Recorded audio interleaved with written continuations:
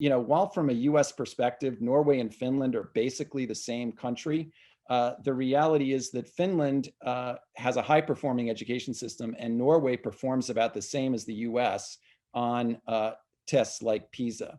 So while a lot of people in the United States were saying, well, there's no possible way that we can do what Finland does because they're just a small homogenous social welfare state, I was suddenly in a position where I had to explain why a small homogenous social welfare state like Norway also couldn't do what Finland was doing, which was really a fascinating challenge. But that experience really turned out to be, as you would say in these terms, a pivotal moment. Although it was a pivotal year, I think you could say. I was there with my children at the time, who included Stella, who was actually going into kindergarten, Hannah, who was a 6th grader at the time, Clara, who was a 4th grader. And Hannah has now just graduated from college. Clara is a junior in college, and Stella is, along with all of you, suffering through high school during the pandemic as a junior. So some things have changed. But very quickly, as soon as we got to Norway, we began to learn some things about the Norwegian education system that were different than we expected.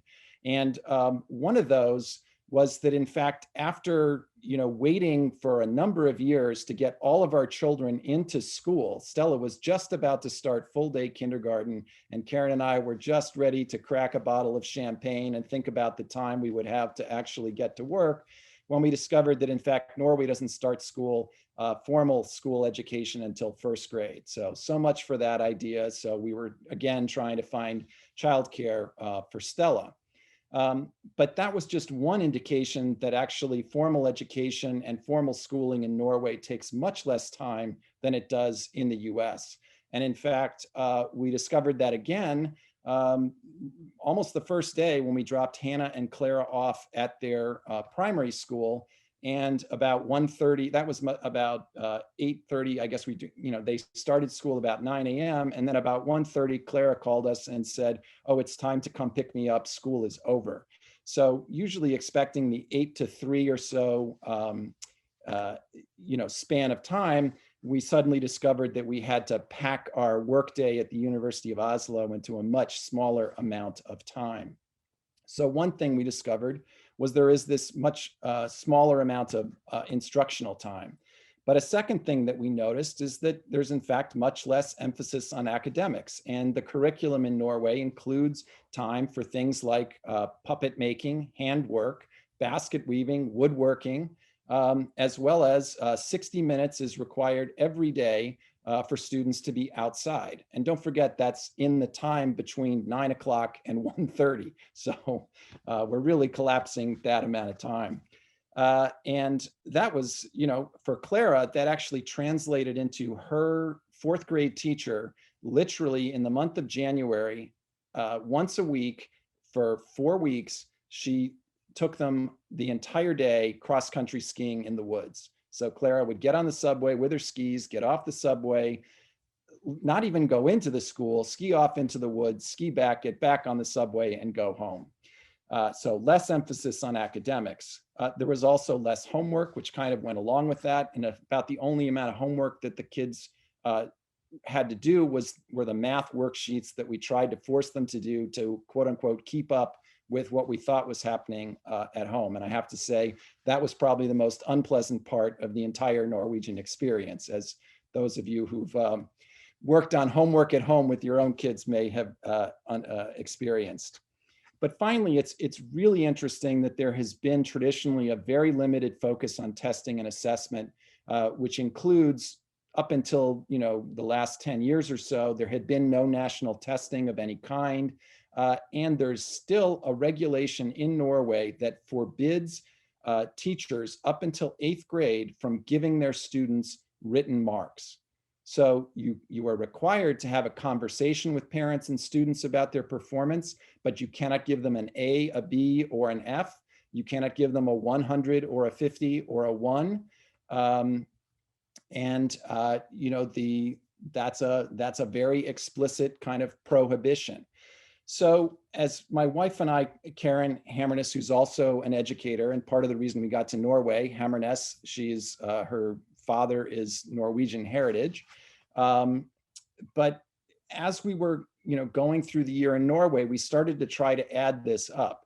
So wait a second, you're telling me that in Norway, there's less instructional time than the US, there's less emphasis on academics, there's less homework, there's limited testing and assessment, and you still perform about the same as the US? It's like you're, doing as well as the US without even trying.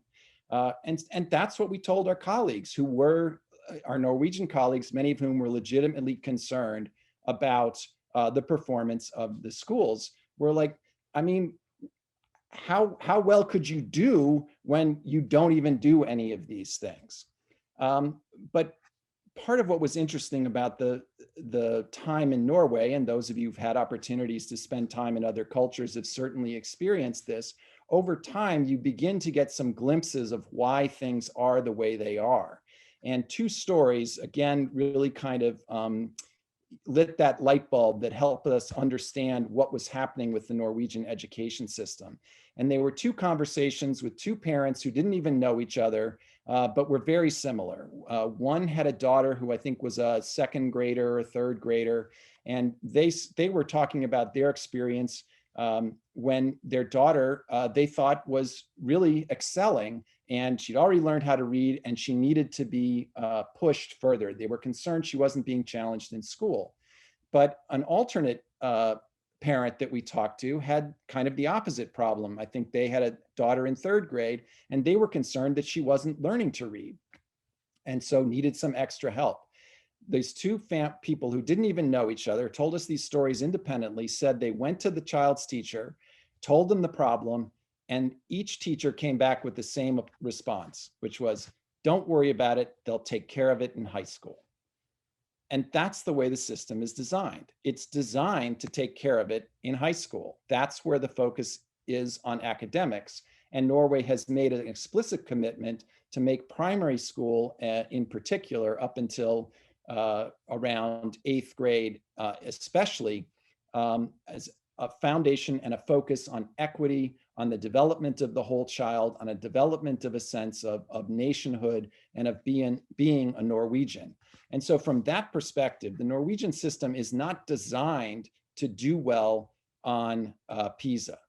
So part of the point and the lesson that I took away from this is not that, oh, we need to do what Norway's doing. It's to understand and recognize the strengths and weaknesses that are in every system, and to understand in particular the geographic, political, economic, and sociocultural conditions that have helped to create these systems, but they also help to create the efforts to change those systems. And the reality is there's a whole set of reasons why the Norwegians have created a system that has more academic focus in high school than in primary school. And in order to do better on PISA, it's not just a matter of improving instruction. It's a matter of fundamentally coming to terms with the basic values and conditions that have put that system in place in the first place. And we could talk more about what those conditions are, but I want to make sure we have enough time for conversation. So I'm going to glide over them a little bit and get back to the main point that I took away from it, which is, from that perspective, education reform is so far beyond any kind of technical enterprise, or, it's not something that's just waiting for a new curriculum to be created or a new technology to be implemented. It requires a fundamental reevaluation of the values and conditions that have put in place our education systems, both their strengths and their weaknesses.